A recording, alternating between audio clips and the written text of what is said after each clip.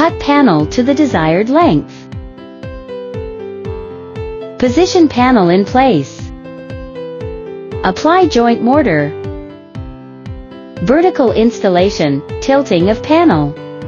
Vertical installation, placing of stopper. Installation of V-nail. Fastening using 10 mm rebar, this is optional.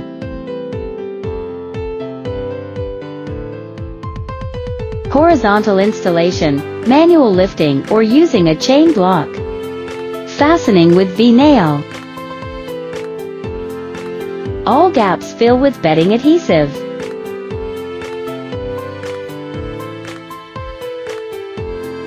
For pipes embedment, V-groove prepared using Makita. Pipes embedded, subsequently patched back using bedding adhesive.